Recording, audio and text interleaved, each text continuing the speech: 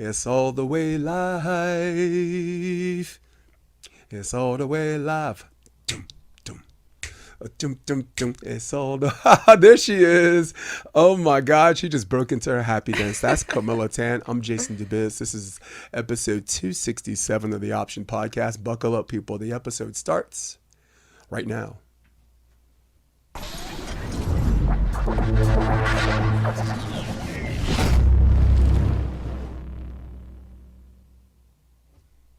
Wow. What's good? Hey, yo. All right. Hey, guys, you guys have asked. Got to give the people what we want. Got to give the people what we want. Let's go to this two-camera thing for a minute. Before we got on the podcast, you sent me an interesting text because I saw a previous episode that you've done with some other people. And it was like 2023 or something like that. Yeah, it wasn't that long ago, but just a lot has happened since then. Right. And I think that was kind of the overall point I wanted to make. Like, actually, I am going to go to split screen and move you over. How do you move her over? Do you do this? Like that. There it is. Ah, she's in the middle now. Yay, centered. All right. Yeah, and just looking at your whole life story, well, maybe not your whole life story. We can go from club to, high school to college to grad school to whatever. Camille, that's enough to last 2 lifetimes. That's like, yeah, that's 2 lives. So when you told me, oh my God, that feels like such a long time ago. Probably right. You know? Yeah. We can get into a lot of fun stuff, but let's start present tense. Sure. Pompano Beach, Florida. Pompano, yeah. Thank you. You said it right. Mm-hmm. And just so you know, too, my name is pronounced Kamila. Kamila. Yes. Yeah. Not Camilla. No. Not Camellia. Not Camilla. Not Camilla. Not Kamala. Yeah, I get not Camellia. There's a lot. There's a lot that I get. How'd I get? I was so lucky with Jason. So Pompano Beach, Florida. Mm-hmm. Natalie Miskowski. Yes. A fellow Bruin. Yes. You guys won the whole thing. What's that? You guys won the whole thing. We did. We won the whole thing. I actually... That's wicked. I brought the plaque just in case. You did show us. Yeah, you want to see it? Oh, come on. You know, Natalie was so funny throughout the course of the tournament because she would be like... We'd look over at the awards table because they had it on display and stuff. And she'd look at me and she'd be like, Kamila, should we go get that? Should we get it? Oh, let's go. Let's go on my camera. Oh, just nice. Oh, you win enough of these. Make sure I get one, okay? And you can sign it for me. Honestly, this will be the first. So cool. This will be the first of many. So, talk to me about. This is the first tournament you guys played together. Me and Natalie, yeah. Yeah. By the way, the guy interviewing at the end was a clown. He's like, tell everybody your name. I'm like, that's code for you don't know their name and you want everybody to let you off. Dude, you're a clown. Kind of like, ooh, we know where he lives. Listen, this isn't Camilla saying, I'm going to let her off the hook. But, that's so funny. But come on, we know. We know what happened. Tell everybody your name. It's code for I don't remember your name. How did this relationship happen? What was the idea? And then from there, we can explore together through the process and preparation that led to this tournament. For me and Natalie. So towards the end of the season this year, so I'd played the whole season with Samantha Parrish, the AVP, and then we'd tackled a couple FIVBs together. But I mean, towards the end of the season, our priorities just kind of like shifted a little bit, right? Like she had to prioritize work a little bit more. I still wanted to like hit the ground running and accomplish my volleyball goals for the season. So our partnership was just like kind of in limbo a little bit. And then I just started asking around for other people, like what their goals were, what tournaments they wanted to play, and Natalie came across my radar, and we randomly happenstance had a couple practices together, and I was like, this girl is smooth, like she plays really well. She's got a good head on her shoulders. She's only 22, but like maturity level is amazing. Great vision, like great work ethic. And when I just chatted with her about the possibility of playing with one another, she said to me, "Oh my gosh, it would be this amazing opportunity to play with you." And no one's ever said that to me. Nobody's You're ever. like, wait, I'm Kamila, right? Kamila. I don't know if this is like a problem that I have, but sometimes I just don't feel like I'm valued within the beach volleyball community. Like, people don't see my value. And so when she said that to me, I was like shocked. I was like, wait, you want to play with me? And yeah, I don't know if but that's a whole other thing. But I was like really flattered by that. And so I was like, all right, let's go do it. Like, if she feels excited about this and I feel excited about this, even though we haven't trained together, let's go do it. And then we trained together for like a month and a half, kind of like went into this tournament with no expectations, like, let's just go have fun.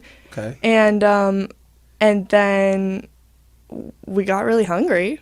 We got really hungry. We were like, oh, we actually have great chemistry. Let's like capitalize on this. And it was a very organic win. You know, like, not to say that we didn't have to try hard for it, because we definitely did, but it felt really natural. Like, there was no doubt in my mind that we were going to win, right? Because it just like felt like we were going to win.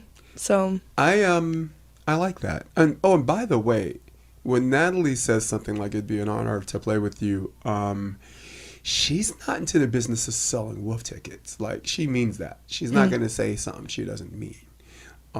Don't mean to make this about me or whatever, but I've been Natalie's coach since she was 13 years old. Oh. She, before Elite Beach, like the senior year, before all of those coaches jumped in front of the parade and acted like they were there the whole time. Wow. There was me, Dentler, and then Jeff, and then Pompeo took the reins. Pompeo was our most experienced beach coach. Yeah. I was the most experienced coach because I brought a ton of indoor experience, which means everything and nothing at the same time. Wow. But we just wanted more old heads where girls have some respect. You know, sometimes when you have a player that's like close to your same age, it's like, you know, I don't want to do this today, you know? So yeah. So since 13 years old. Wow. Yeah. You've known her a long time. Yeah. I was actually trying to show a picture of her the whole time I'm talking to you. There's a video called Volleyball is Life, like Endless Summer. What does volleyball mean? Mm-hmm. And like, everybody's a puppy. Like, Finley Rollins is like 12. Jalen's 12. Eden McCoy, USC chick. She's a General Hospital person. Everyone's like 13. So it's really cool seeing, like, and they have the same size head, but they're like mini versions or whatever. Yeah. And you can relate. Yeah. So what was the process in preparation? How many practices did you get in?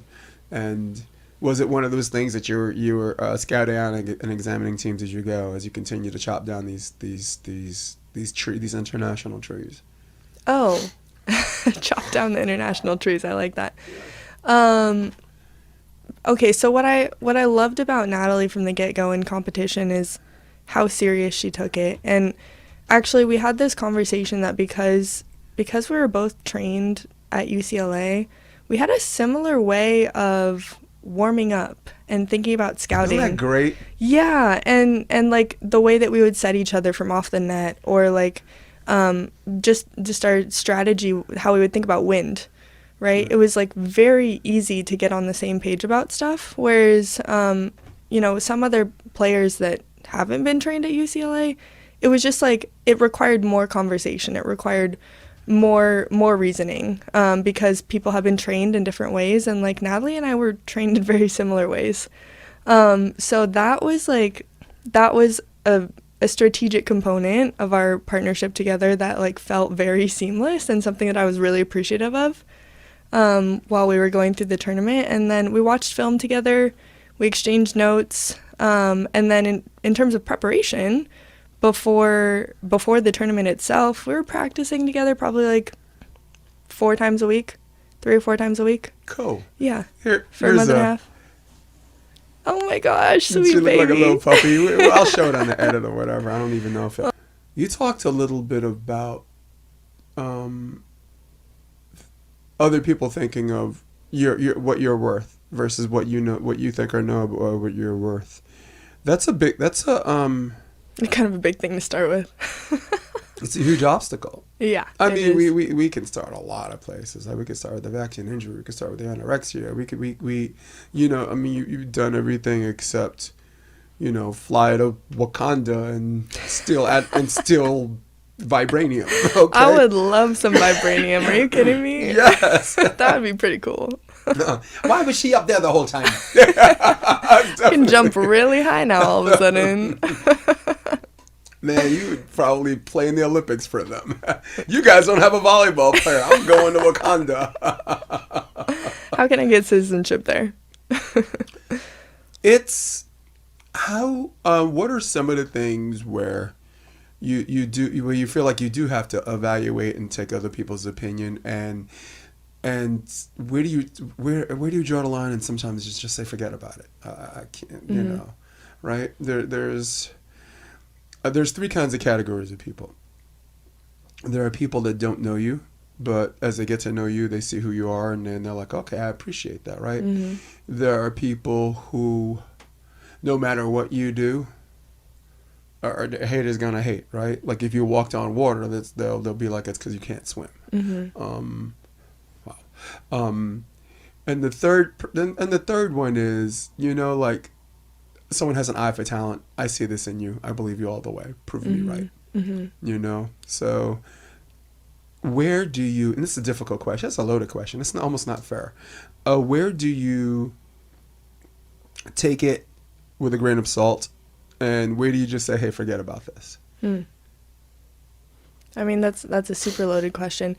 So I think like context is important to this question because when I was thinking about coming on to chat with you and wondering about what we were going to talk about, I'm in this place right now where I feel like I'm up and coming in the international scene and on the domestic pro tour, whereas like for the past 4 or 5 years I felt really irrelevant because of all the other stuff that you mentioned, you know, like vaccine, lost my brother, and like went through all of this trauma, and so like I almost feel like at 31 years of age now, and then like I pick up a partner like Natalie Miskowski, and she's 22, and she's got all this like life and She's like ready to go. Yeah, and she's ready to go, and I'm ready to go too, you know, like even though we're 9 years apart, right? But like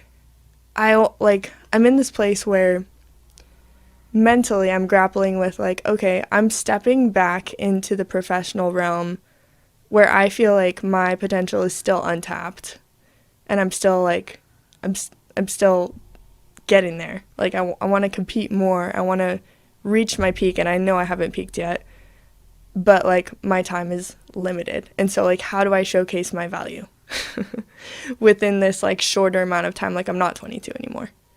Right? So I think that's a little bit more what I meant by that. Like I know I have tremendous worth and tremendous value that I can provide to this community and like to other players and other partnerships, but it's different when you're coming out of college and you have like youth and you have vitality and you have like the potential for the next 10 to 15 years to be on the pro tour. And for me, I'm like, there was this gap of like a bunch of hardship that I went through, and now I'm coming out the other side of that, and I'm like, how do I showcase my worth and value having gone through that gap, right? Like graduating college and then like hitting this wall of hard life stuff, and then coming out the other side and being like, oh wait, I'm still here. Well, and I think that's what impresses me the most. You survived the NCAA Darwinism, right? Yes. When it became an NCAA sport in 2016, there were girls who were coming up the rear. Yes. As freshmen, some high school seniors, and some in the middle and at the end of college, that basically told their predecessors, your time's up, and either you're good enough right. to stay with us or you're not. Mm-hmm. Like I always visualize it like the movie 300, where the Spartans were pushing the elephants off the cliff, like, ho. That's what happened from 2016 to 2019 to 2021, highlighting 2019 though, just by. And the ones that were left over were the worthy ones. It was athletic Darwinism at its absolute cruelty. That's a really interesting way to put it. I had never thought about it that way. Yeah. Let's go back to Hermosa Beach 2019. You in that tournament, you lost first round qualifier. I don't remember who you played with, but you had Chrissy Jones and Muno as like the 43rd seed. Made the semifinals. You had the Norse twins, right? Made the main draw. Then they still have a whole year before they go to USC. You had Kraft and Maple, 15 and 17 years old, made it to the quarterfinals. You have such a good memory. Just wow. This insane group of girls, and the girls behind them, like Natalie was good back then. Natalie I think it was like 16. Her and Eden were the AVP first, or Ava Cruikshank. They made the AVP first finals on center court. You know, and I remember because I Endless Summer had 3 age groups that made the finals, and we lost all of them. we lost every finals. I'm just but that's what impresses me about you. You didn't resist the cliff. I think you allowed yourself to fall off the cliff. What do you mean by that? Well, at the time, you had physical injuries and you had ailments that prevented you from playing. There was this huge gap, right, between you where you couldn't actually play. So you got to the end of the cliff, you watched all the elephants just fall over you and past you, and you kind of like hung there for a little bit until it all cleared up, and was like, is there a spot for me? No, there isn't. Can I make a spot for me? That's my only available option. Yeah. Right? I mean, do you understand? I'm trying to be a jerk about this, but there was that level of athletic Darwinism. Yes. Is something I desperately want the men to have. You know, you bunch of hippies, man. There has to be, right? There has to be this change, you know, and like an echelon of sorts. I'm a coach. I'm a 25-year coach. But my coaching inspiration, like everyone has John Wooden. Oh, he wrote books and this and that. Oh, you inspire me, right? And that's a real thing. My inspiration is Bill Parcells, this fat pizza eating Jersey guy from Paterson, New Jersey, who was a head coach of the New York Giants. That like the quarterback stepped to him, he's like, "You better sit that F down." And this guy said, "You are what your record says you are." It's like antithetical to what any therapist would say. You are what your records. Either you're good enough or you're not. And in this man's career, he's went against the grain. Like he had with the Cowboys, he had Drew Bledsoe, right? He's on a guy like that is only going to last one season with Jerry Jones. But and I swear to God, I'm trying not to talk too much. But he had a guy that they wanted him to start, $25 million contract, and he had Romo. Romo was playing better football. It takes a coach that's willing to put his career on the line and say, no, this guy's the better guy. They're like, oh, but Bledsoe went here. He did this. He went there. Did his pedigree this, his pedigree that. And to me, at the end of the day, and finally getting somewhere with this, right? You're like, it's about time. At the end of the day, you as a coach, I have to say, I don't care where you came from. I don't care who your daddy is. I don't care what you did a few years ago. We're here, right now. Right. Who's the best person for the job? Yes. Are you the best person? Yes or no? Oh, but I did this. No, that's not what I asked. And I'm guessing that you have always trained yourself or retrained yourself on this absolute. Either I'm good enough or I'm not. And it turns out you are. Thank you. Isn't that a good feeling? It is a good feeling.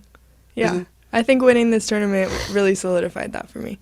And it makes you play the validation game less. Sure. And I think deep down and everything that I've learned over like the course of my own mental health battles and whatnot is that I know that my worth and value as a human being lies far, far beyond and much deeper than any physical accolade I could ever Right. accomplish. And at the same time, Welcome. there's nothing more that I want What else is there? to compete and to win, Right. right? In this beautiful game of beach volleyball. Like, there's nothing that sets my heart on fire more. And so, like, why wouldn't I shoot for it? You're still infected. Jeez. Am I No- ever not going to be infected? No known cure.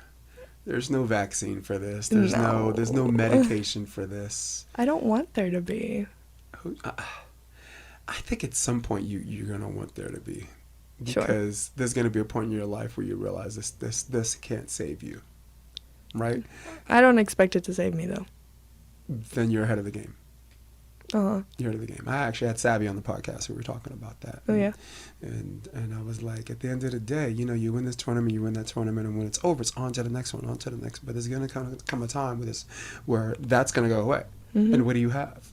Mm-hmm. Do you have friends you have family with different last names, right? Do you have people that you hold close to you? Do you have another evolution in perhaps podcasting, Mm-hmm. color commentating, or a lot of former players want to jump in my sphere. Sure. Yeah, I mean, it's wild because they're the first ones that criticize me. Oh, it doesn't know anything. But when you retire, you want to be in my space, though, right? Okay, and you cite as a pretext that you've played. You know, come on, can you do it or not? Sure. So, I really liked this tournament because I saw some of the scores, and some of them you won and you were comfortable, and I want to know, like, your mentality. Like, were there games where you felt like you were having a bad game, but you looked at the score and you're like, actually, I think I'm okay here. Okay, so our semifinal match against Canada was really fun. So Natalie and I were down by like 5 or 6 points in each set. Mm-hmm. We started each set really slow. And then, oh gosh, I think it was the second set, we went on a 10-point run. We were down 16-12 You're like, on the side switch. dude. We were down 12-16. And then we were up 20-16. Like, we legitimately went on a 10-point run. Natalie was back there serving. I got a couple blocks. She got a few digs.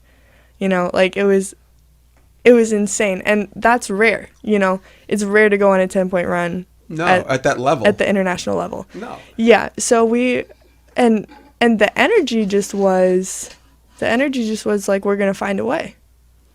Like, we're sticking together and we're going to find a way. And I didn't, even when at the first side switch and we were down like 8-13, I, again, didn't have a doubt in my mind that we were going to win this match. Like, I was just like, okay, slow start, whatever. Let's pick ourselves back up. And I also think that was a mentality that I had at UCLA as well. Like, the coaches there did a good job of instilling in us, right? Like, that, okay, no matter how far down you are, a game to 21 is long. A game to 15 is short, but a game to 21 is long, and, like, any sort of turnaround can happen. And so, like, that team that we were playing against, I felt like once they were up by a good amount, they thought they were just going to win, and we showed them, like, no. It's not how it works, yeah. No. Who was your coach at UCLA? Was it Stein I had at the Stein. end? Yeah, I had Stein, and then Jenny was the assistant, and Sean Fallowfield was the volunteer assistant. Right. Big shout out, Jeff Alzina, man. Gosh, spent 1 I year with Stein. missed his era. I think he Yeah. came. I think Jeff Alzina came right after I left, and I heard so many good things about him. It's top 3 in my on this side of the country, where I'm going to sound weird by saying we desperately need good coaching, because everyone's like, oh, you got all this talent. I'm like, no, we don't really have a lot of great coaches. We have decent coaches. We have glorified babysitters. We have people that are good enough to make sure they don't beat themselves. But Jeff Alzina is on my list. I got Jeff. I got Mayer. And I'll go with Todd. And highlighting, of course, Dane, because Dane, it's not just about coaching. Like, if you're at USC, and anything but winning the championship is a fail season, it takes a special kind of person to have to deal with that every year, and the alumni, and all that other stuff. So Dane is a total package. He's really shown us something, huh? Sure. Yeah. Yeah. So here's Natalie. I finally get the freeze frame of the picture. So There it is. The braces. And you know what she said? She said, volleyball is life. That's what she said. You know what? Volleyball is life. I agree, little Natalie. I so agree with that. Yeah, that's what you get for not coming on the show. I'm going to light you up with your kid pictures.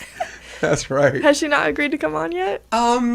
She hasn't said no or yes. Okay. And I'm not like one of those people that beg you to come on. I'll throw it out there and either you say yes or no. I like two kinds of people, the interesting and then the interested. Mm-hmm.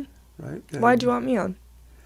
You're an interesting, intriguing as heck human being. And just I know a BVB page doesn't tell everything about you. I don't think BVB tells anything about me. No, but being out on the court, and watching you play, watch other people interact with you, and no matter where you finish, I'm guaranteed to get the same person physically, mentally. You have a little aloha thing going. I don't know if you're Hawaiian. I don't really care, and I'm just like, I like this human being, and I like you because we were talking about Kristen Nuss before. Yeah. And for my audience, I'm so sorry. This woman's got like 100 stories to tell, right? And I'm doing all the talking, but sorry, who was that? That's just who you are. I can't read that. Who is that? It's too far. He's like, I love you both, whoever that is. Is that Avery Joss? No. There's a Miskowski in there, I think. Oh, okay. All right, cool. Oh, it's Kat. Hi, Kat. Oh, mama. Yeah. Yeah. Oh, she's the best. I got to hang out with her so much in Pompano. She's amazing. She has alpha energy for sure. She is the alpha mom. Yeah. She's the one when I moved here. Mama Bear. Yes. Yes. She put all the other moms in place because when I moved, I was an indoor coach and I had the Yankee hat and everybody's like, I thought in the summer was a serious program. Who's this guy? And she kind of like cracked the whip, put them all in their place and allowed me to do my work. Heck yeah. And took care of my kid. When I was practicing, I brought my kid to the pier and she would play with my kid while I was coaching. And Manhattan Beach, she was like, I need you to coach. You're the only one I trust. I coached her and Kelly Bellardi awesome. At Manhattan Beach. They did so well that tournament. They did so well. Woo! Heck yeah. So bottom line, the reason why I wanted you on is because we mentioned Kristen Nuss. And the way Kristen interacts with people and the way she treats everybody the same. She leaves a lasting impression that she does care about you as a fan or as a friend or whatever. And she's been like that before everyone knew who she was. Yeah. And then when everyone knows who she is, right? This number one team in the world, she's still Kristen. She's still loyal to her fan base. By the way, she's NOLA all the way. I call, you know what I'm saying? Like, when I had her on the podcast, she was still at LSU. She's loyal to me. Just like call me anytime. And I got that from you. I really, I like that. There's something about you that I'm going to shut up and let you talk. That invites people into your volleyball world where we get to see just enough, to want more. And you're a very curious person. I'm so curious. Yeah. I mean, sorry, you arouse curiosity. Oh, okay. I mean. Okay, yeah. Good. And that's why I wanted you on. Cool. And here you are. Like, you cannot make a qualifier, and you can win Pompano Beach, and you're still Kamila. I hope so. That's redeeming. And out here in this place in the South Bay, that's golden. That means a lot to me. Actually, thank you. Yeah. Even romantic, like in the classic sense of the word, like driven by virtue, and where your passions conflict with the virtue. Yeah, man. Please, I'm not worthy. Stop. I know. I'll stop it on that. We gotta eliminate the I'm not worthy. I'm worthy. You so worthy. And I'm not perfect by any means. You have made this level up moment the last 2 years. Give me something. Let's talk physical. Okay. Because we're good. I'm saving the entire second part of this for the other. She's like, oh shoot. I'm ready. Just hit me with whatever. Give me one thing fundamentally, let's say the last 12 months that you are very happy with. So we're talking. When I say fundamental, I mean pass, set, dig, block, kill, or set. or whatever. They're 6. Can I talk about weightlifting? Yes. Because that was not in there. Well, let's talk about that first. Yeah. So, okay. So the beginning of 2025, I was like, I got to get on a strength program. I think that's like the baseline for me to have longevity throughout the season. I'm not 20 years old anymore. I can't just like put my body through 5 tournaments in a row and expect it to be strong, super strong and resilient and recover really fast. I need to like take care of it very intentionally. And so I started working with Nate Michaels. Do you know who he is? Yeah. He put me through a great strength program for the entire year, and I've never felt more physically capable. And there was a dramatic increase in my explosiveness, but just like the way that I felt longevity wise on the sand, like I was like, okay, maybe I'm not jumping 5 inches higher, but I can put in 50 more jumps throughout this tournament, and that's not something that I felt for like many, many years. So I think that was a huge, like we always talk about the technical, like pass, set, hit, but the foundation for my body to be able to handle the amount of load the amount of work that I needed to put in order to make these technical jumps was like huge, really huge for me. So it was almost like your physical allowed you to do the things that you do well and show significant improvement at more repetition, maybe just more. I think, yeah, just the foundation of weightlifting and strength and conditioning allowed me to put in more reps, more practice time, not feel as fatigued, and just, get stronger. And then, long tournament days in like Thailand or China, where it's like 90 degrees and super humid, and you got to put in all those reps, like that the little things make a difference. Thailand is wild, huh? Wild. Sam and I had a great time in Thailand. And then, technical wise, I mean, the pass set hit, like you were talking about. I actually in the beginning. Yeah, blocking too. Set, yeah. There's 6. We narrowed down those things to 6. But. Yeah. I was I got to give a shout out to Anna Collier and Meg Bergdorf here, because they allowed me to join some of their juniors training groups. And Anna's got like a really consistent juniors training group that is just like really high level. And when she needs a big block, she just calls me and is like, hey, you want to hop in and show these girls what's up. And I learned from her so much, and she was one of the first coaches that told me, like, you still got time. You still got time to like go hit the professional circuit if you really want to. You can make it happen, and also I believe in you. And like I see what you went through in college and beyond, and like you can still do it. So she was like equally as good for my physical as my mental. And just being like, and her practices are like a ton of reps. So I got so many reps. She might have been our version of Bill Parcells.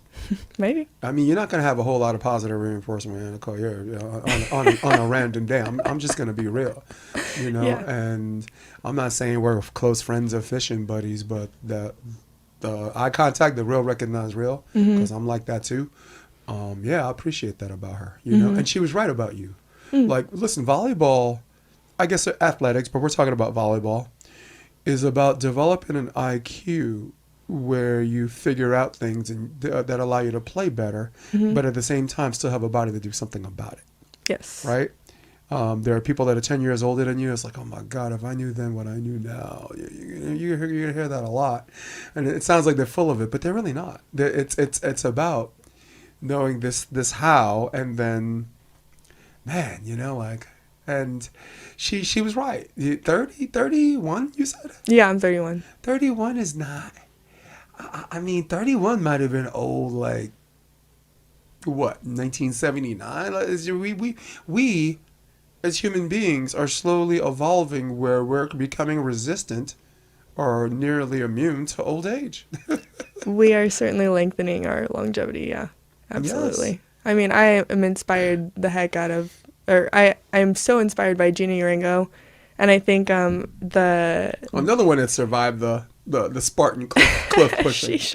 she sure did, and she's just been like peaking and peaking and peaking the older she gets, which is amazing. And I mean, she's one of the people that inspired me even when I was like getting recruited, in the, when beach volleyball was AVCA still. Right. I watched her at a practice at USC when I was talking to Anna and maybe going to go to USC, and I was like, oh my God, this Gina girl is like amazing. I've never seen somebody so smooth. So yeah, and then I just saw on Beach Volleyball World Instagram, like the last Elite 16, three people on the podium are like over 40 years old, which is amazing. Yeah. Amazing. Women can... And two of them are women. Wait, two of them are women? Yeah, two of them are women. But think about it. Think about Rebecca. Think about like how certain players reinvent their game, but we think about people who already have kind of a ground game. They're like, you know what, I could do this till I'm 60. Mm-hmm. Like if you watch Rebecca from Brazil and watch what she does, you tell yourself, she can do that until the nurses have to wheel her out. Mm-hmm. So, and her IQ, she's not going to get stupider as she goes along, right? Her IQ and her strategic and her, when people start catching up to her, what she does to stay ahead of them is going to be good because they have some pretty good coaching out there, Oh, for sure. Yeah. They got the best. I would think, I honestly, like some of the best beach coaches I talked to were from Norway and Germany. Flugen Wagner. He's not with that group anymore, but killer coaching staff, right? And this guy with white hair, big old white mustache, no one really notices, but he coached Brink and Reckerman to a gold medal in London. Coached Ludwig and Valkenhorst to a gold in Brazil, and that's 2 Olympics and 1 gold medal per gender. Right? Wow. So, one of the guys they don't talk about, but.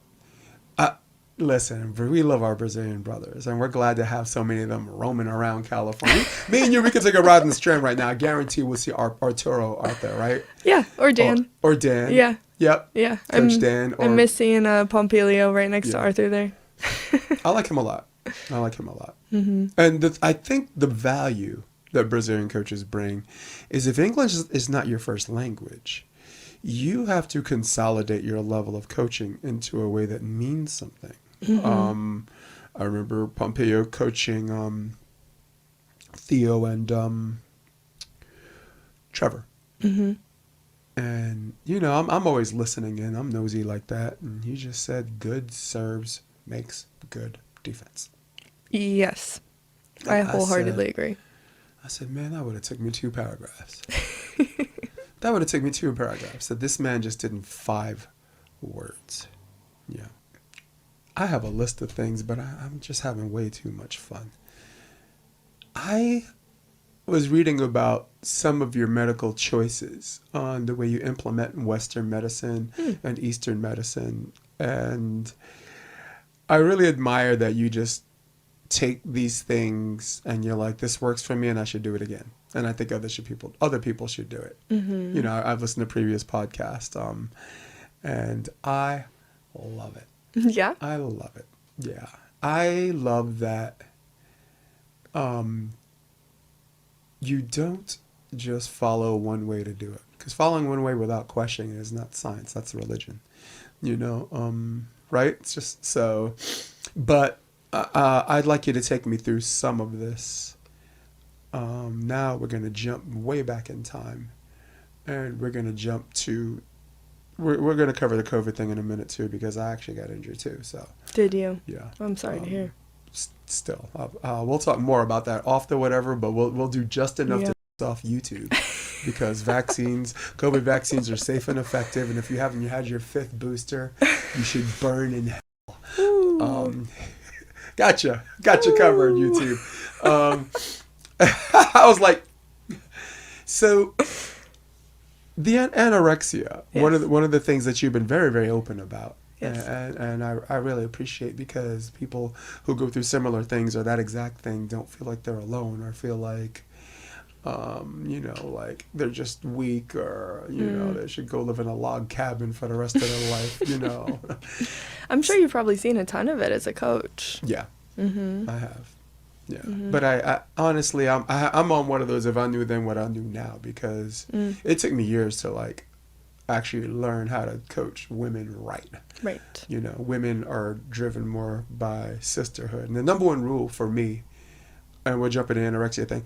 The number one rule for me that I learned is that you never vilify a girl in a way that makes a team alienate her, because what happens is they form these little cliques, right? Yeah. And you as a coach, you know, you think you know everything, and you think you're going to see it a mile away. And I'm telling you, you don't. You don't. So every time I coach a juniors girls team, or every time I coach an adult team, I'm still going to be me. I'm just a mean cuss. But it takes a skill set to do these things in a way that don't cause division. Yes. Men are different.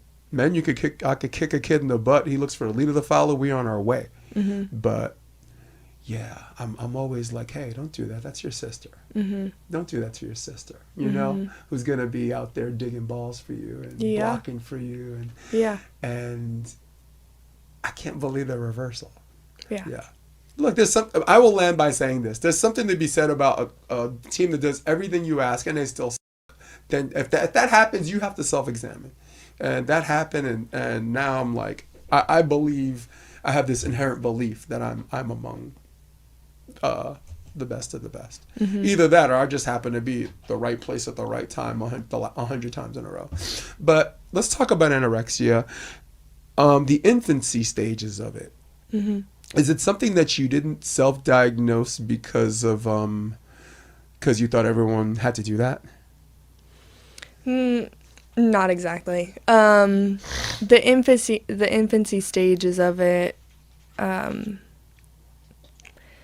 I always call it like I innocently was attempting to fuel better for my sport. And in doing so, I thought I had to eat less of what was harmful for me.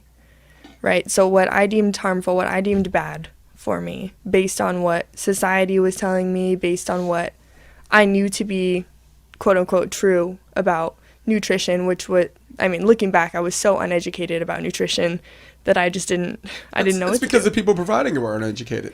Right. So like, I had a very limited viewpoint about what it meant to fuel well, you know, how much carbs, how much protein, how much fat I needed to truly eat in order to compete for, you know, 3 or 4 hours on the beach volleyball court. Is thousands and thousands of calories, you know, and I just like, right? I didn't wrap my mind around that. And then, you know, couple that with, like, when I was struggling with anorexia, it was at UCLA. So couple that with being in this high pressure environment where, like you said, it was, you know, the Darwinism of beach volleyball. I was in that stage where beach volleyball was forming from AVCA to NCAA. I was the first beach volleyball athlete at UCLA that was recruited to UCLA just specifically to play beach volleyball. I was not part of the indoor team. So I was like, you talk about not alienating younger players because, like, you need a sisterhood. I was the oddball out in that environment. I was not. Because you didn't spend the whole year with everybody. Yeah. You know? So, guys, what she's talking about is when it became an NCAA sport, a lot of the NCAA teams were mix and matching indoor women to fill spots for whatever until they can get their full swing. So I just wanted to bring people up to speed on that. But perfect. Yeah, you say it more eloquently than I do. You okay, by the way? No, I'm allergic to BS. It must be outside or something. I don't know. Yeah, so I just felt lonely. I felt isolated. I felt like I didn't quite know where I fit. I didn't quite know where the program at UCLA was going, although I trusted that Stein was going to bring something wonderful and good into existence. And but you know, when you're transferring into that environment and there's no structure for you, like I wasn't allowed to be in the women's locker room with the indoor team. You know, I like had my own locker like outside in like this public space. You know, like it was just stuff like that where it it wasn't intentional to make me feel so alienated or isolated, but it just was the situation at the time because it was a brand new program, brand new sport. And so I didn't know what to do with all that energy. Like I was like, what do I what do I do? I'm 19. I'm 19 in a brand new environment in a brand new place where I don't know anybody, and I'm not exactly feeling welcomed. And then Stein was still the indoor assistant coach with Sealy. And so he had this like double-time job of trying to create a beach volleyball program and try to welcome me in, plus like also be an indoor assistant coach. So there was just a lot going on, and I had no structure. And so I was just like, how do I make myself feel loved? How do I make myself fit in? How do I fit the mold of this like, these like beautiful, intimidating, super athletic, talented indoor athletes that I'm surrounded by? How do I make myself look like that in order to be accepted, right?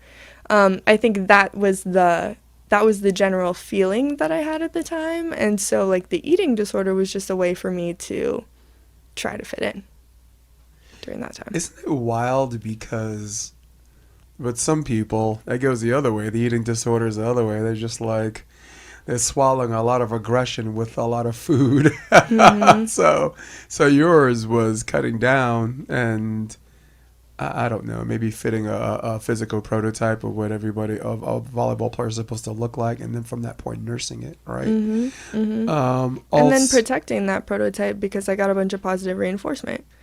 Right. So like the year, I always tell people like the year that I was the sickest with anorexia at UCLA, I got all American honors, all Pac-12, all NCAA, like the reinforcement that I was getting for the way that I looked was just like, it blew my mind.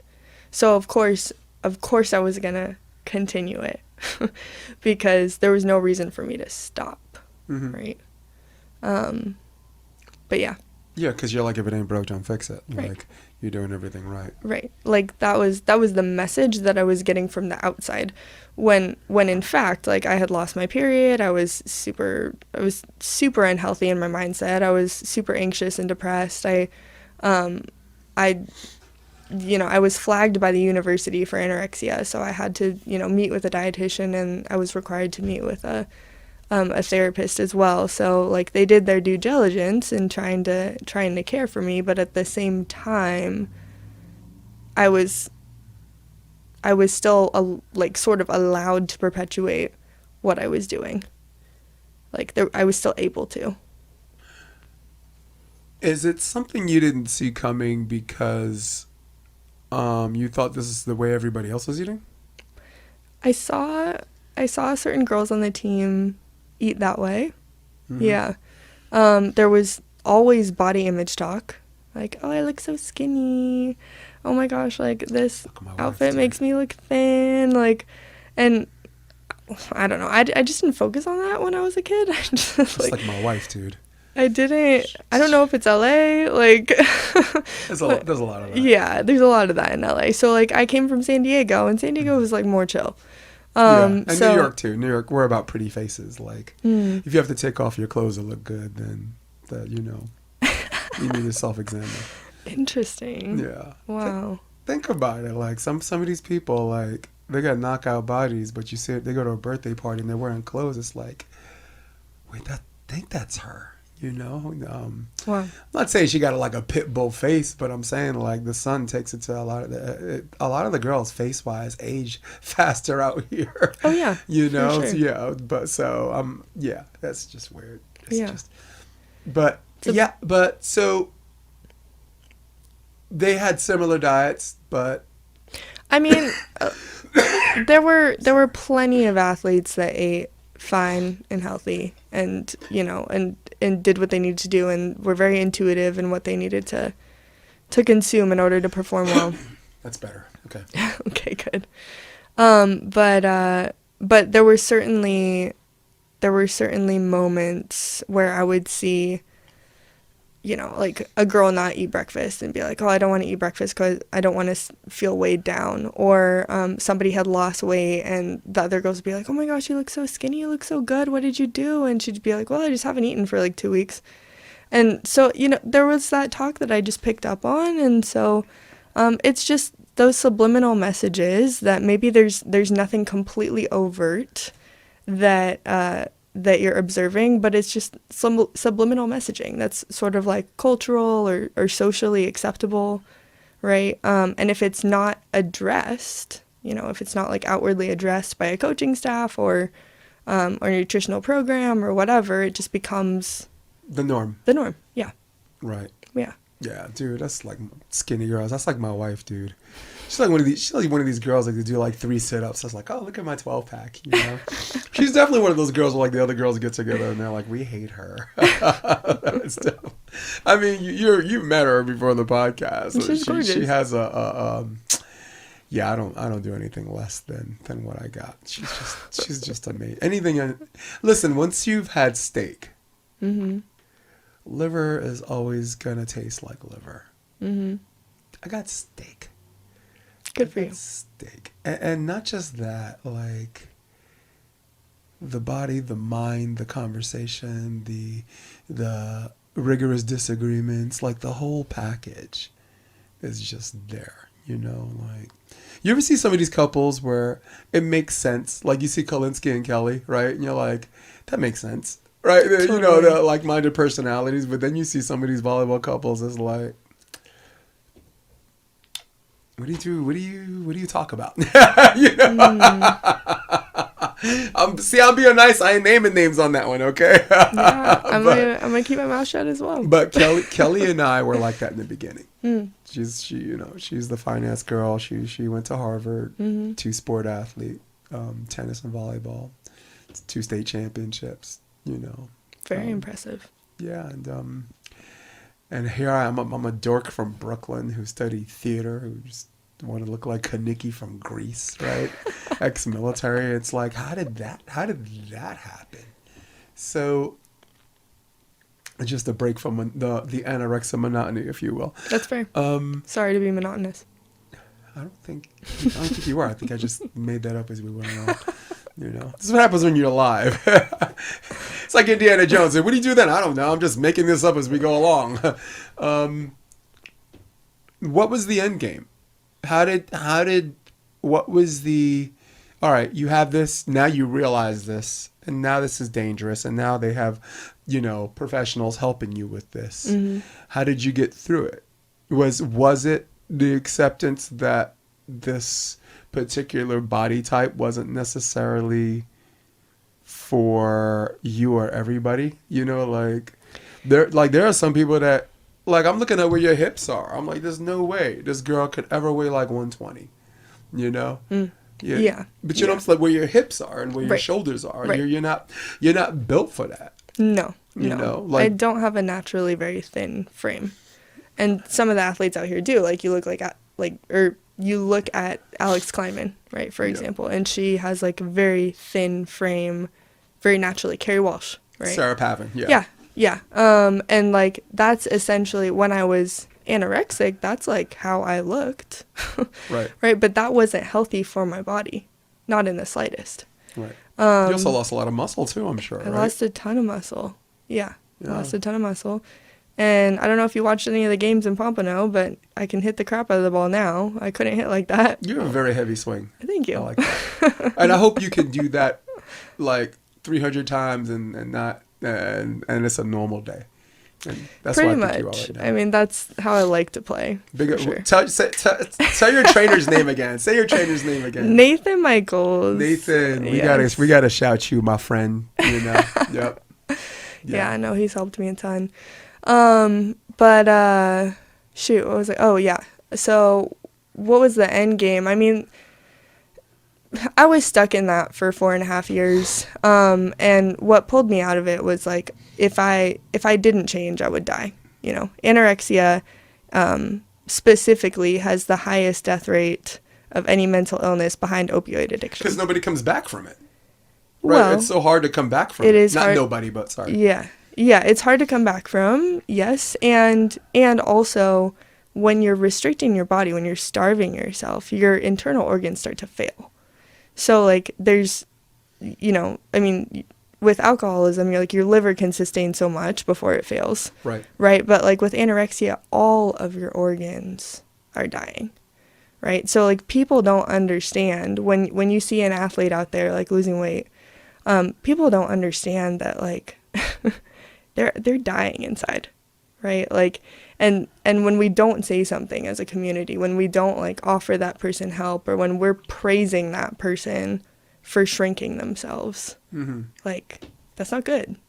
It's like really not good. No. So the end game for me was like I either change or I die.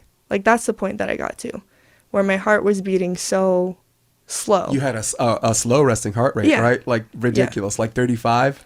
It was 40? like low 30s in the night. Good. Yeah. Woo. And like, listen, I have a slow resting heart rate normally. So like my dad's resting heart rate is low, like mid to low 40s. My resting heart rate at night now is like my little Oura ring tells me it's like 39 sometimes. Okay. So sometimes it dips below 40, but it was like 32. Like in the night when I was really, really sick. Jeez. And so I could have gone into cardiac arrest. Right? Like that was the risk that I was taking for underfueling the way that I was. And I, once I finally wrapped my head around that, it was like, I needed hospitalization. You could have like unalived yourself in your sleep too. Like if your body doesn't respond, like with that kind of heart rate, there's some points where your body's just like, I'm not going to breathe for a couple of minutes. And Right. if your parts of your body don't just wake you up, like, hey, wake up, breathe, right? You'll be this mysterious story. This super athlete plays volleyball, went to bed, laid down, and then, you know, for YouTube purposes, we'll say unalive. Yeah. That's extreme. That's intense. It is. But knowing yourself and knowing how much muscle you want to lose, knowing how much weight you want to lose, and what you want to get back, and what makes you stronger, what makes you what keeps your ego identity intact, because we all want to look good and play, right? They say look good. Again, some of these faces we can't do nothing about, but Oh my goodness. no, she's like, you're so lucky. Yeah, I totally get that. And I guess as far as our vanities are concerned, things are not as they seem. They never are. And like as women especially, our bodies are very sensitive to hormone imbalances and like macronutrient shifts and electrolyte imbalances, and I think like those things, we have to have a certain amount of fat in order to keep all of that in balance. Yeah. And I think it's really unfortunate when the powers that be, like male commentators talking about women's bodies, or like we're the GLP-1 craze right now, like shrinking your body is becoming like a fad again.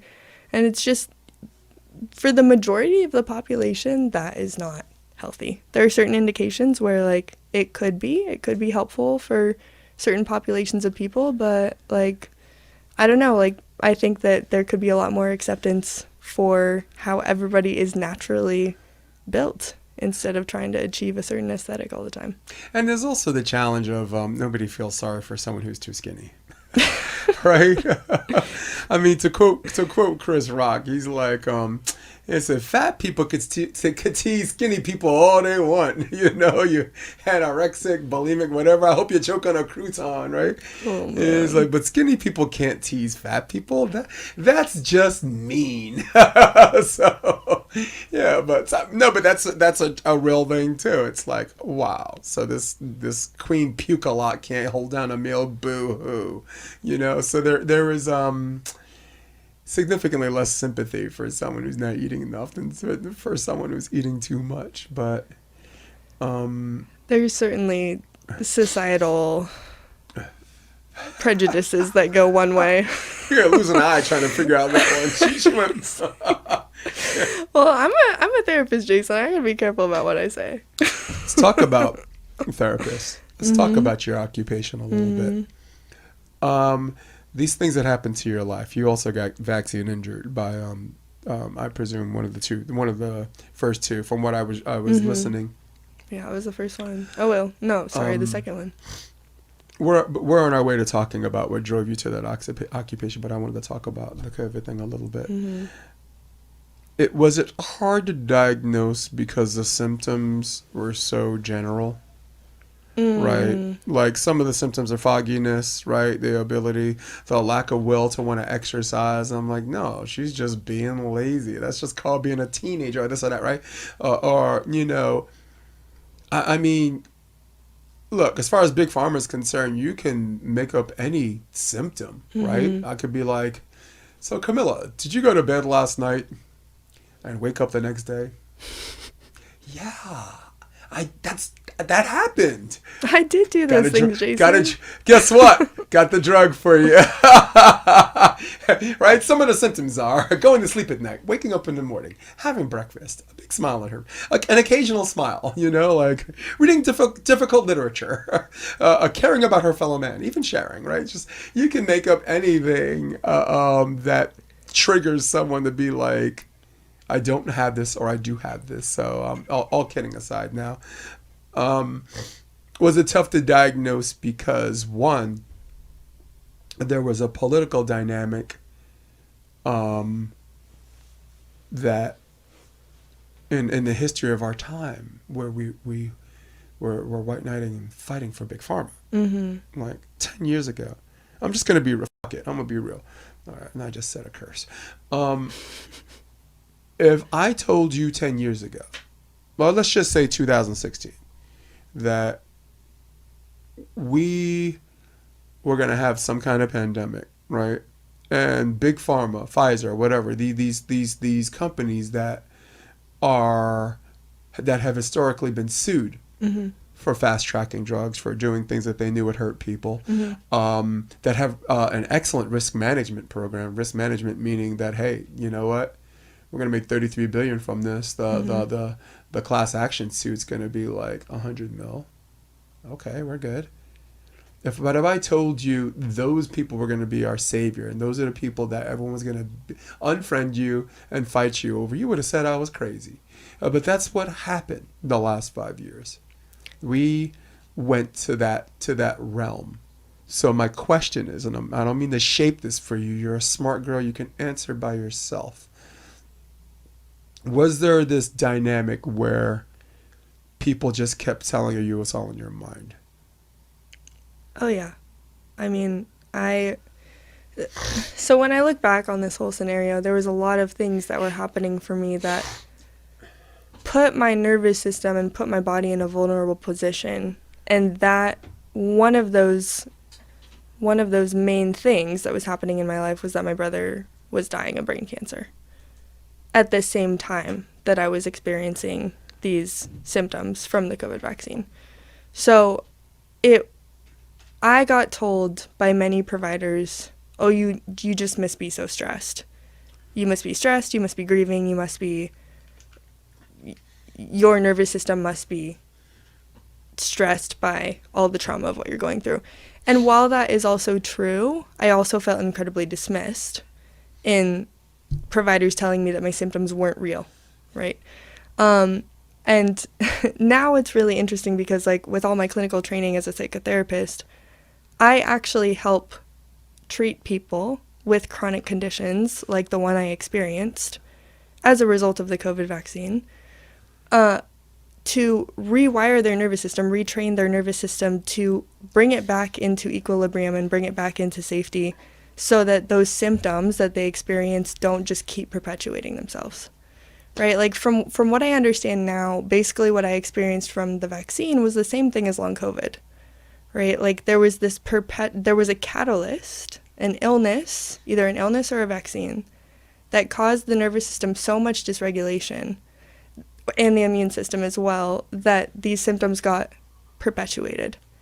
And when Western medicine doesn't have a drug to fix that, you go to the nervous system.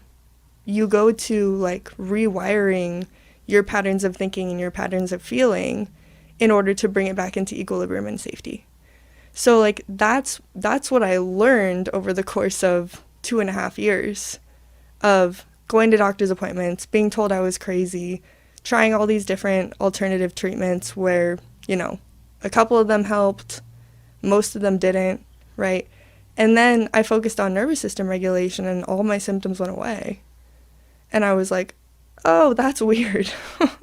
So like I was being told I was crazy and that it was in my head, which was not helpful.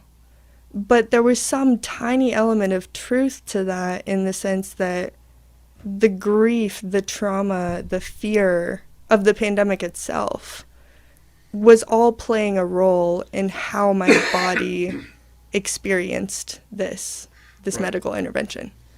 Right? So like it wasn't I don't know. It's like it's the chicken or the egg. Right? Like did all of those predisposing factors enable the vaccine to hurt me the way that it did?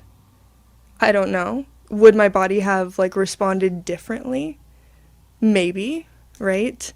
And at the same time, like it doesn't do me a ton of good to go and blame the medical system, because that takes me down like a whole other rabbit hole. It's pointless anyway. Yeah. No. And it's like I don't have any power over that anyway. Right? No, look, I have an old saying, I can always forgive people for being wrong, but they'll never forgive me for being right. So what's the point? Right. I agree with you. Just, Yeah. look, there's some people that don't want to let it go, you know, and Yeah. you have every right to not let it go if you didn't want to. This is your life we're talking about. This is one of those things. And you said chicken or the egg. Chicken or the egg, I'm translating into like, were the symptoms causing you anxiety or was the anxiety causing the symptoms, right? That will be the conflicting forces of their, back then, their next diagnosis or double down diagnosis, right? It's just Well, the only thing I wild. know for sure is that the physical symptoms I didn't have until after I got the shot. Right. So, like, that much I can say to be completely true. Right. But, like, there could have been another catalyst, maybe, is what I'm saying. And what I don't like is that with every other drug, if people are having complications, someone is going to be open to that, and you have really good medical lawyers, attorneys, that there's a guy named Aaron Siri, I think is amazing, because they're like, why do you like this guy so much? I'm like, because what people tell other people to tell you and what you say in court, right, under oath, under penalty of perjury, they should be the same thing. Mm-hmm. They should, and if the trust system's there, what they're saying to you now, they should be able to say it in court. Mm-hmm. It's weird because everybody's like, oh, you're not a doc, you're not trusting doctors. I'm like, no, I'm trusting a guy who cross-examines doctors and can only bring evidence-based things to court because the judge don't want to hear anything else, right? So there's a value in the legal approach to this as much as there's a value to the medical approach to this. So that's where I land with that. And I don't trust any of those people. I don't trust a lot of people in general. I'm just a kid from Brooklyn. Yes. I trust you for some reason. Right, but a lot of people do. Yeah. Yeah, look, I'd buy ice cream from you. I would definitely let you babysit my kids. I would, you still have the, look, I don't know about 31 or whatever and this and that, but you're still baby faced, That's funny. That's funny. You still look mad young, I'm 55. I feel mad young. Yeah. Look, I don't look 55, right? I look like a creepy 35. Right? Hey, I see you jogging. Hey, little girl, what's your name? Oh my god. She'd be like, Mom. Mom. So these two life-altering events probably drove you to your profession. Yes, you could say that. You're like, I went through some nonsense. A lot of nonsense. And I want to help people. Yes. Yeah. A lot of nonsense that could have been prevented, by the way. Do you see the frustration, though? Like, Yeah. and the anger? Oh, of course you see it, but I'm saying, like, I guess we have an audience listening. Do you see the anger and the frustration? Do you see it? Yes. There's the camera. Oh, there it is. Grumpy. Yeah. No, but again, your approach to being open to new ideas, right? Like, Yeah. at the time, whatever nutrition, whatever diet, like, it might not be good for today. Like, I'm old enough to remember where they were telling you eggs were bad for you, right? And then in the 90s, oh, eggs are good for you, but just the egg whites. And then after, in the early 2000s, it's just eggs, right? You can't even get eggs right? If you look at our breakfast index right now, the top of the breakfast index, that's supposed to be the most healthy thing, is frosted mini wheats, which is basically sugar on top of whole grain. And last on that list is eggs, which, by the way, omega-3, protein, like fat burner, top 10 fat burner. How about that? You like that? I do. I'm concerned because before all this happened, the person that held the power dynamic was the patient, and that's changed a little bit. It's like you don't want to listen to this guy. Fine, we're done. You don't respect the science. But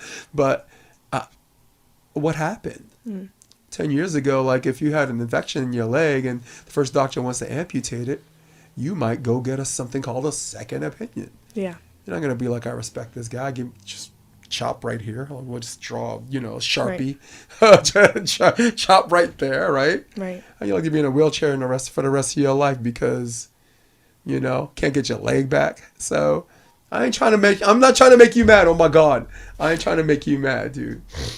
So give me one of the things in your occupation right now and this absolutely fantastic journey. Like, as we were talking volleyball, I mean, I'll link some of the other podcasts where she talks about nothing but this. Mm-hmm. And I know we've been going all over the place with this one. I know, right? Yeah. Also, the back to an injury, the guy whose podcast talks about that too. I listened to that one too, by the way. Yeah. So, cool dude. I like that. Yeah, he was cool. So, does having this occupation just make you feel like, I don't know, this is all right with the world? You get to help people where absent of you, there might be another Kamila going through this. Say that last part I'm again. terrible at shaping questions, aren't I? No, but I guess what I'm trying to ask, how much do you love your job, and how much of it actually feels like work?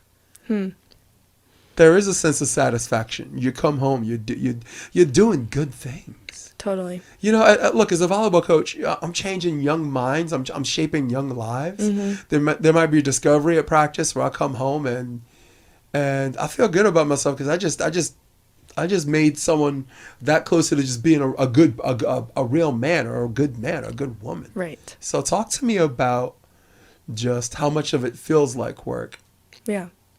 Yeah. I mean, so the stuff that feels like work is like case conceptualization and like understanding all the different maybe pieces of trauma that somebody has been through, which contribute to their behaviors now. And then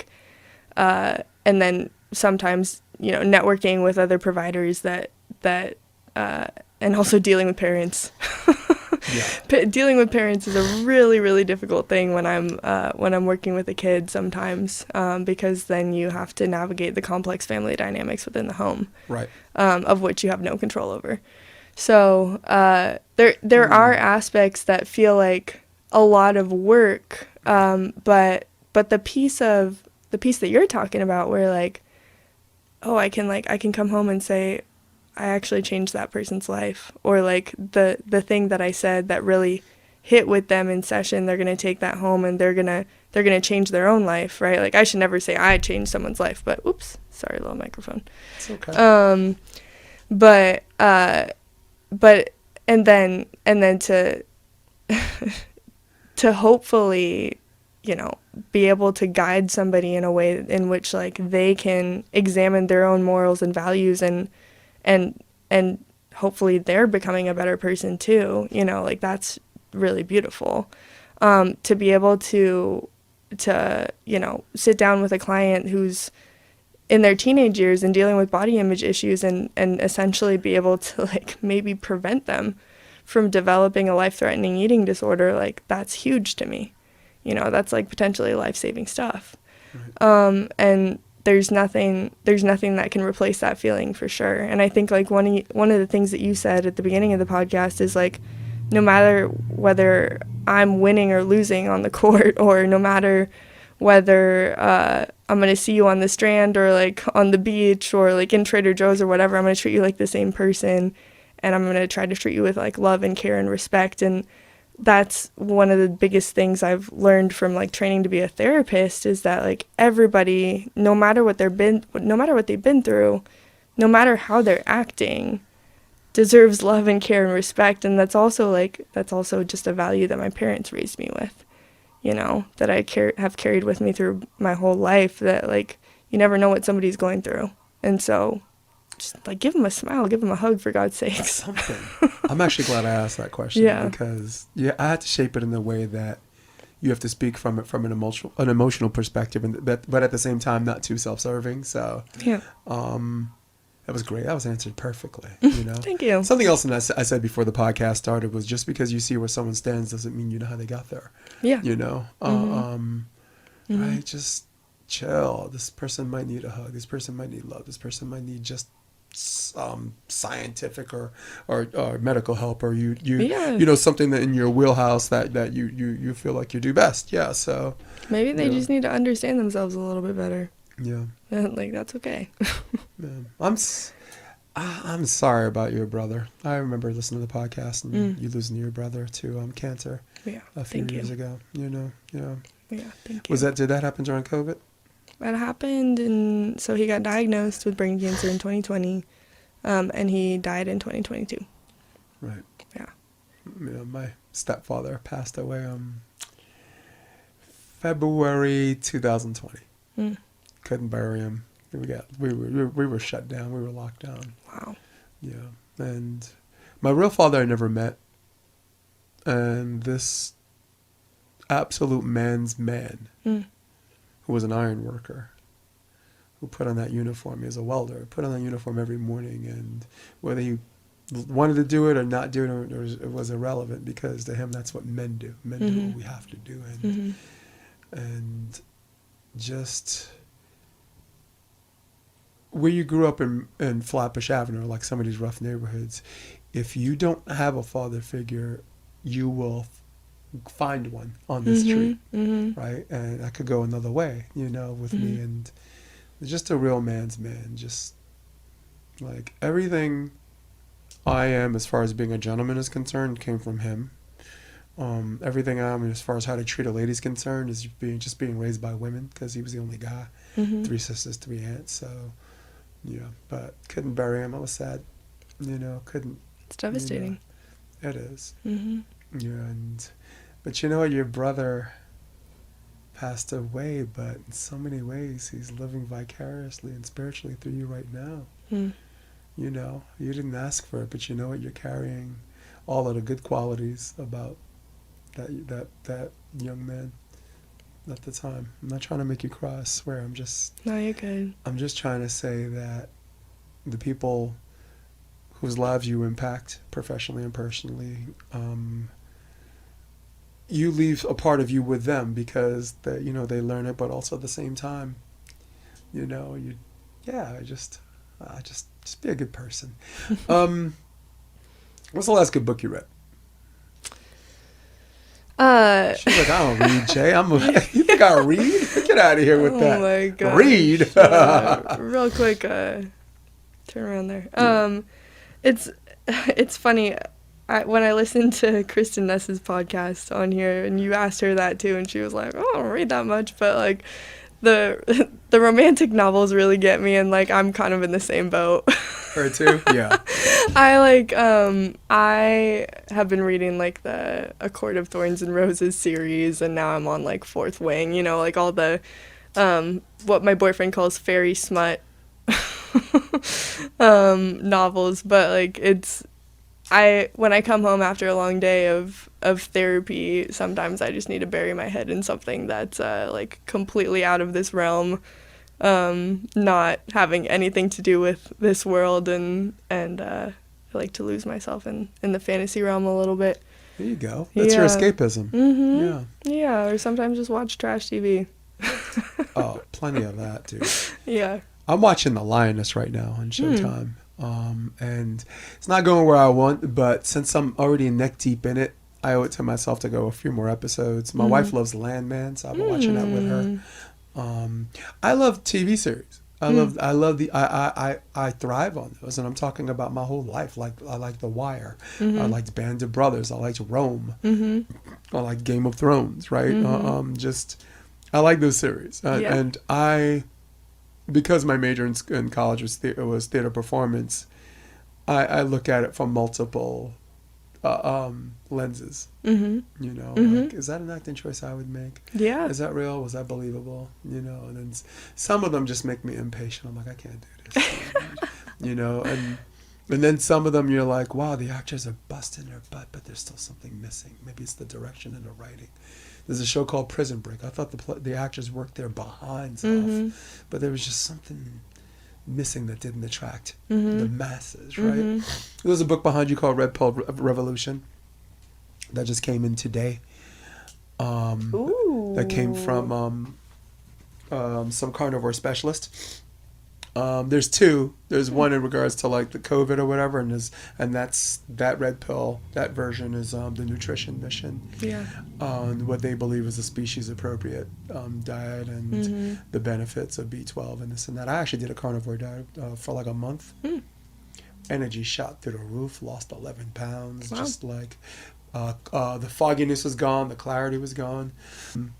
It's not just volleyball. This is life. This has turned into something great, which is why I really wanted you on, because you're more than, I see more in you than just a good volleyball player. Even though watching what you did the last year, just it's icing on the cake.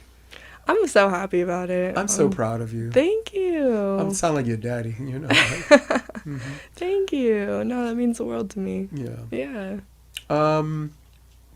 Marvel or DC? Marvel or DC? Yeah. I like Marvel. Okay. I like Marvel.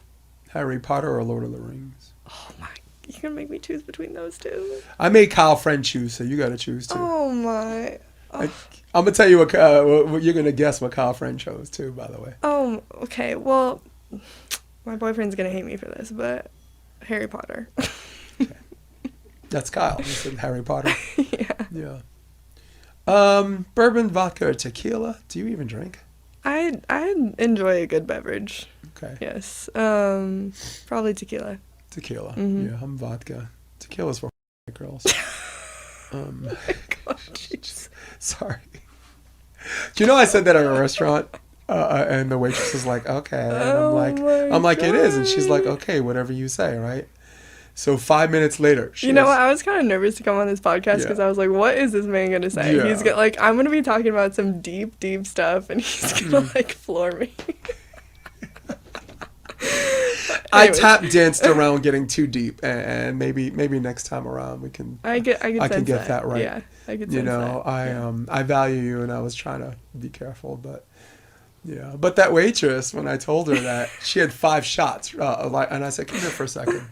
I said, "What's on the tray?" And she's like, 5 shots of tequila. And I'm like, "And which table is that going to?" She's like, "That table over there." And I said, "Who's at that table? Say it with me." She goes, 5 white girls. Maybe that's a story we take out. But, oh my God, that is so funny. No, but it was funny because she had to concede. I'm like, it's 5 shots. Where's that table going to? Who's at the and who? Tell me. Say it with me. It's okay. Yeah. Or the cat's out of the bag. You could just say it with me. So yeah. Well, I mean, kudos to you for always saying what you believe. Yeah. Kudos to you for not abandoning your virtues in these moments of darkness. There are some birds' wings that are too shiny to be caged. And I think as far as people recognizing your self-worth, I think will happen less and less. At some point, you are a winning takes care of that, like Kristen and Taryn did. And you got a good partner. If you and Natalie want to stay together, I really hope you do, because you could put in a good word for me. Yeah, Natalie deserves a good partner. Mm-hmm. She's had to hybrid block, full, defend, and it was like you and her were the first tournament where she had someone where you knew your mission. Mm-hmm. Oh, by the way, you just happened to win. Come on. Mm-hmm. Yeah. I'll say that again. It's a good start. It's a good start for a partnership for sure. Some birds' wings are too shiny to be caged. That's you. All right? And some of the other people, whatever they think of you, sometimes you have to say, that's none of my business. Well, it is, yeah. It is none of my business. I think what's tough in the beach volleyball community is we have to sell ourselves to some degree. Right? Oh, yeah. To like a big degree. And so like I come from this position, and you talk about authenticity and virtue. Like I want to show up as my authentic self, like knowing that I'm going to be loyal as a partner. I'm going to like put in the work. I'm going to like do my dang best to get to the friggin' Olympics, if that's what it's going to be. Like I want to take it as far as I can take it. Of course. If your dreams don't scare you, they're not big enough. Right, exactly. And so like, and when you lay it all out there on the table and you get rejected over and over again, right? Or like if you, or if you're climbing your way up after 5 years of not competing, you know, it's just like, I'm constantly feeling like, how much do I have to prove in order to be like worthy to be in this training group, or worthy to be called by XYZ to go play in this tournament, it's like, but because Natalie's going through that now too. Yeah. And Natalie she's done everything she could as far as like taking care of your controllables. You just mentioned the weight room and lifting. That was a controllable, because that's something that the other team, your opponent can't make you do less or more, right? Your opponent can't make you skip those, right? Or not do those, or not do those in a meaningful way where you walk away feeling productive. And I hope y'all get to play together, because she's in a similar situation. And why not just... What's wrong with just winning? I mean, look, I'm just, the fact of the matter is I'm just a little jealous. I'm jealous because as a color commentator and a play-by-play guy, right, there's no 8-person single elimination competition where I can get what I feel I deserve through meritocracy. Right? At least with you guys, if you win, you're there, And I mean, it's a great weekend for Travis too. Travis and Miles. Yeah, Travis and Miles. That was so fun. Gosh, they literally looked like they were cruising. Yeah. Travis has really been in my corner too, like supporting like podcasters. I'm just gonna be real. We don't listen to each other's episodes. Like I don't follow Sandcast. I just don't unless there's some bourbon there, and I know, and there's 8 people in the room, and something's gonna happen, right? Like, and a lot of volleyball players, if there's like a guest outside of the sport that's interesting, I get tons of viewership. I did a Veterans Day thing last week, and I called every veteran who's a player at every level. So Matza, Steve Kahn, he's a Marine, right? The guy who is in Mexico dancing in the crowd that the cameras kept, whatever his name is, Chris Sanchez, he's the United States Air Force, so he called in. So yeah, just original ideas, and you keep doing your thing, girl. You keep doing your thing. I think we're done. I'm not going to manufacture something that doesn't, or subject matter that doesn't exist. And since I can't read my own writing, I'm a prisoner of the moment. So. Talk about the website. Talk about the where you operate out of, and is it Chameleonaire or? Yeah, so Chameleonaire is my Instagram handle, where I post a lot of volleyball stuff. I got Therapy with Kamila, also as one of my Instagram handles, where I've posted some therapy stuff, but haven't been as active on there recently. Okay. And then, I gotta look up. I think Therapy with Kamila is my just like generic therapy website where people can reach out to me if they want therapy. And then I'm working on like a pro athlete website, because, you talk about marketing yourself. You gotta like, it's true. Helps to have like a website and just like all the events that I want to hit for 2026. And, if Natalie wants to come with me, I'll bring her along. Yeah. Yeah, she'd like that. And listen, if the mom likes you, that's the win. Because she is an alpha mom. She's the last of the red hot alpha moms. You know, Nana's got an older sister, Karina, that played at USC. Yeah, 6'3" lefty, that. 6'3" left-hander. Also, Endless Summer. Wow. Yeah. What a killer crew, dude. I'm not trying to leave bragging about this, but we had 19 players. We had 13 Division I commitments. Just this insane ratio that's never happened before. And, and I'm only saying that because there's a lot of people that jump in front of that parade that, you know, they didn't put the work in, but they want to celebrate the win. And that's just me being a hater, you know. But no, I'm glad that you said that, because I mean that's how I felt about UCLA a lot. Like, as the, you know, one of the people to start the program, and then you're the first one? I'm the first, the first one. And then, like, when I graduated, something I had to reconcile with was, like, they went and won 2 natties the next 2 years. Let's go. And but I was gone. And I never got to see, like, the fruits of that. Big up Jeff Alzina. Big up McNamara twins, who played really well. Sponsor transferred from LMU, right? Yeah. Just a great crew. And always you know what season impressed me? When everyone else graduated and Savvy was like the only senior. Yeah. They still got back to the finals. Yeah. You know, so amazing. That was great. All right, so anything else you would like to add before we leave? You got any parting shots? What do you mean? Like, I don't know, like, they keep saying what I can't do. Never have my hand out, but I got a handful. When you want to stand out, they don't understand you. I don't set trends better than I set examples. I wish I did. Flawless. Flawless. Huh? I wish I was that cool, but no. I'm just glad to be here. So thanks for having me on. I'm thanks glad for taking the journey, because the journey is not traditional. We were all over the place, and that was 100% my fault. Well, not fault, just that's on me. Yeah, no, it's all good. Put it on me, though. All right, guys. Kamila Tan might love you, but I don't love any of you guys. In fact, I am out of here. In fact, we're all out of here. So for all of you at home, for all of you on your iPads or your desktop or your droids, does that even exist anymore? Androids? Let's go back. Yeah. Droid. Remember that droid? I know some droid lovers. Yeah. Yeah. So, but again, for all of you on your desktop, who rules the world? Old school, baby. Old school people still rule the world. This is Kamila Tan. I am Jason DeBeas. This is the Option Podcast, episode 267. Stay with me. We're going to hit our music. But for now, thanks, guys. We're out. Come check out the Option Podcast on optionvb.com. It's also available on iTunes and Spotify, and on YouTube under the NY Varsity Sports handle. You're going to love what you hear.